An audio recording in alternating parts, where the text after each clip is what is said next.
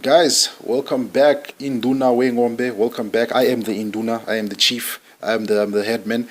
Today is the 25th of March, 2021. So today's topic, what I'd love to speak about is restocking a farm.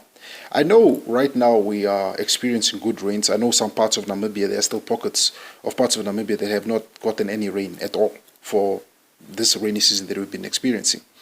But most part of Namibia has gotten rain. I was reading about places that were flooded that haven't been flooded in the past 5 years. So we have gotten good rain. Now the next thing would be automatically as a livestock farmer, whether you are farming or even livestock or horticulture farmer, the next thing you'd want to do is of course say, okay, it's raining, my farm is green. The first thing I would want to do is run out and buy cattle and add more cattle to my farm, or what do you call this? Restock my farm, as they would say, restock my farm.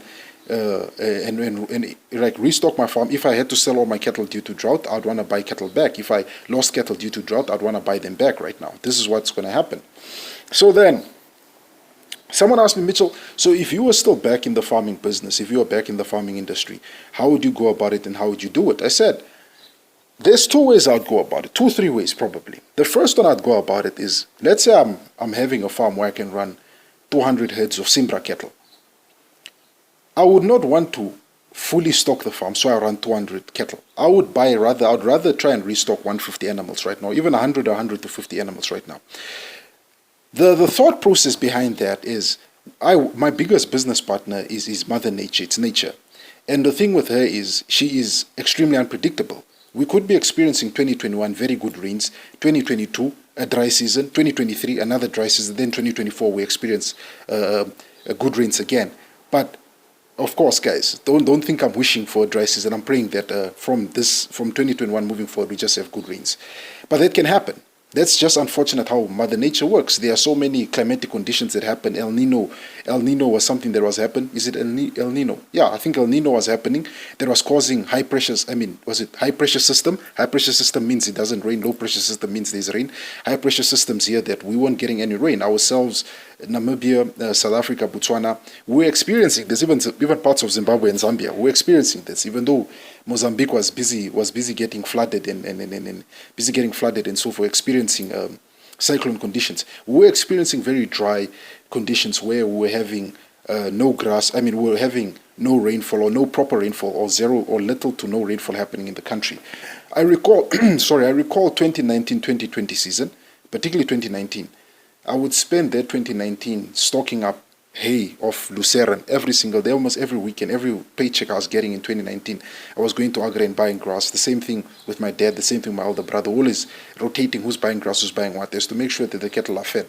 Because as I said, we're experiencing the drought. So that's a reason why I would not try to fully stock my farm. As I said, if I'm running a farm that holds about 200 cattle, I would try and go maybe 100 to 150. Just in case, because I do not know what the weather forecast would look like for the end of 2021 leading up to 2022. I do not know, so I do not want to be caught with my trouser underneath my trouser around my ankles. Then the second thing is, if I was restocking in this time, what would I be looking for? I know the prices of livestock has gone up. I know a lot of people, particularly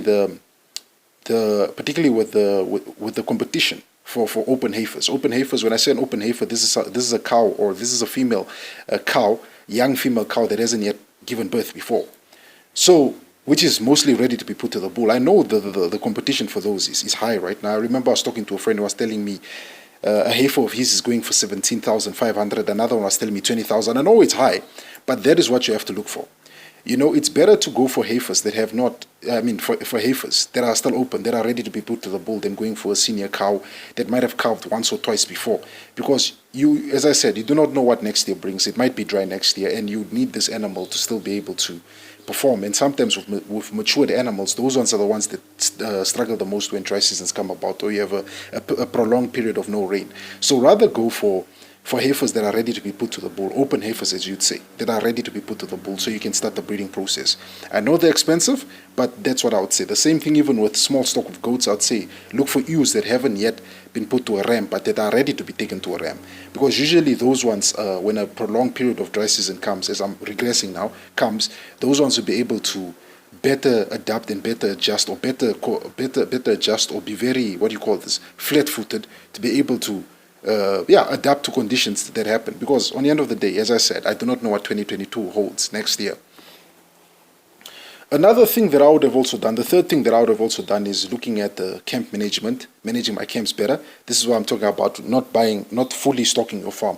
Running, if your farm takes 200, maybe buy 100 animals and just keep it at that. Managing your camps, making sure that on my farm, let's say a 2,000 hectare farm. Let's say on the 2,000 hectare farm, I get about, give or take, 6-7 camps.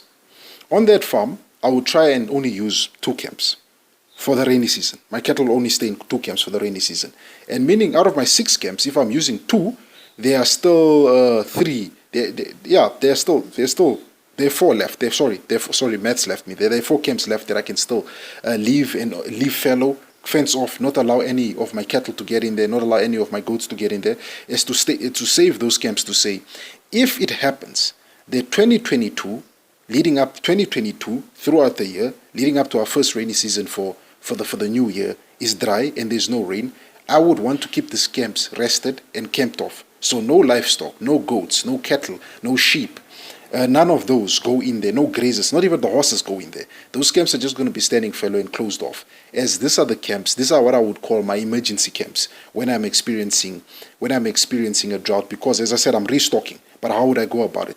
That's what I would do. I'd make sure that I leave some camps closed, not open, but I'd leave them closed, that the cattle do not enter in there. I would allow them to regenerate, let it rain, let the grass grow till they're knee-high or thigh-high, let it grow to that point, and just leave it be, and not have any animal enter there, just saving them and saying, these are my emergency camps, my drought relief camps, in case 2022 or end of 2021 leading up to December, after winter leading up to December, is another dry period with little or no rain. And then the fourth thing I'd love to do also is still go to my agricultural stores, Agra, Cap Agri, Foodmaster, and still go buy bales of hay and bales of lucerne. They're cheap right now. The price is depressed.